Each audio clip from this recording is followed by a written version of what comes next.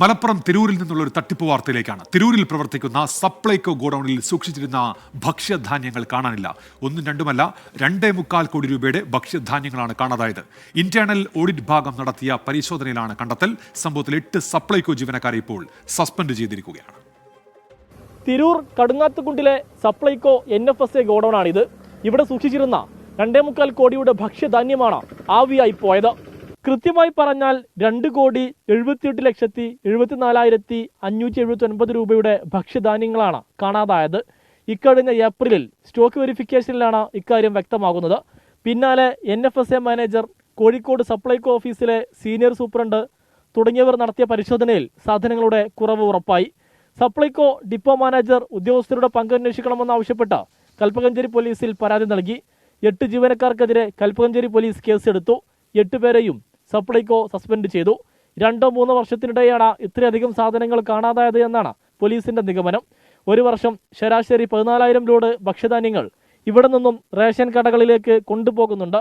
ഇതിന്റെ മറവിൽ കടത്തിക്കൊണ്ടുപോയതാണോ എന്ന് പരിശോധിക്കുന്നുണ്ട്. ഇവിടെ നിന്നും പോയ ലോഡുകളെക്കുറിച്ച് അന്വേഷിക്കേണ്ടി വരും.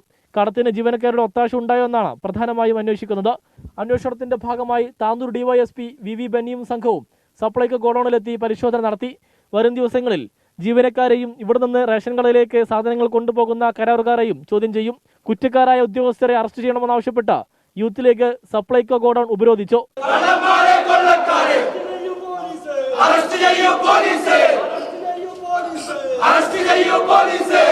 ഇതിന് പിന്നിൽ ഒരുപാട് അഴിമതികളുണ്ട്. അപ്പോൾ ഉദ്യോഗസ്ഥരോട് അതിനെപ്പറ്റി ചോദിക്കുമ്പോൾ ഇവിടെയുള്ള ഉദ്യോഗസ്ഥർക്ക് അതിനെക്കുറിച്ച് വ്യക്തമായ ഒരു ധാരണയില്ല എന്നുള്ളതാണ് അതിൻ്റെ വസ്തുത.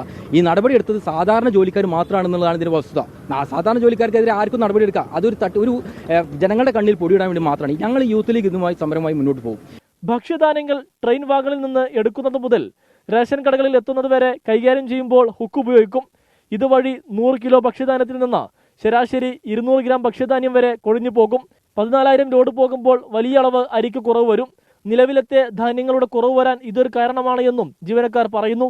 അവശ്യ സാധനങ്ങൾ പോലും ഇല്ലാതെ സപ്ലൈകോ വീർപ്പ് മുട്ടുമ്പോഴാണ് ഈ കോടികളുടെ കൊള്ള നടക്കുന്നത്. സാധാരണ സ്റ്റോക്ക് കുറവുണ്ടാകുമ്പോൾ ജീവനക്കാരിൽ നിന്നും നഷ്ടപരിഹാരം ഈടാക്കി അവസാനിപ്പിക്കാറാണ് പതിവ്.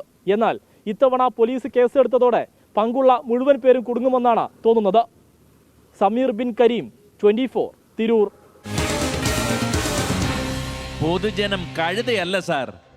സപ്ലൈകോയിൽ അവശ്യ സാധനങ്ങൾ പോലും ഇല്ലാതിരുന്ന ഒരു സമയമുണ്ടായിരുന്നത് പ്രേക്ഷകർ ഓർക്കുമല്ലോ. ഏതായാലും അതിനിടയിലാണ് ഈ ക്രമക്കേട് വാർത്ത പുറത്തു വരുന്നത്. പ്രതികരണങ്ങൾ നോക്കാം. ഉദ്യോഗസ്ഥർ പങ്കിട്ടെന്നാണ് പോലീസ് റിപ്പോർട്ടും ഒക്കെ പറയുന്നത്. അപ്പോൾ എന്തായാലും നിർബന്ധമായിട്ട് ഈ അഴിമതി കണ്ടെത്തുന്നതുവരെ, ഇതിൻ്റെ ആളുകളെ കണ്ടെത്തുന്നവരെ ശക്തമായ പോരാട്ടം ഇവിടെ നടക്കും. അതിന് ഒരിക്കലും പിന്നോട്ട് പോവില്ല. വലിയ വലിയ ഉദ്യോഗസ്ഥന്മാരെ കഴിവില്ലാതെ അവരും കൂടി പങ്കാളിയായിട്ടാണ് ഇത് നടത്തിയിട്ടുള്ളത് നമ്മൾ മനസ്സിലാക്കുക. അല്ല ഇവിടുത്തെ ഒരു ഓഫീസിൽ ഇരുന്നിട്ടുള്ള ഉദ്യോഗസ്ഥന്മാർ മാത്രം ഒരിക്കലും ഇത് ചെയ്യൂല. അപ്പോൾ ആ ഉദ്യോഗസ്ഥന്മാരെ അറസ്റ്റ് ചെയ്യണം. അവർ അറസ്റ്റ് ചെയ്തിട്ട് അവരെ ഒരു സസ്പെൻഡ് ചെയ്ത് ജോലിയിൽ നിന്ന് പിരിച്ചു വിടണം. അതുവരെ ഞങ്ങൾ യൂത്ത് ലീഗ് സമരമായി മുന്നോട്ട് പോകും. യാതൊരു പിന്നോട്ടില്ല. അപ്പോൾ കുറ്റക്കാർക്കെതിരെ കർശന നടപടി നമ്മൾ പ്രതീക്ഷിക്കുന്നു.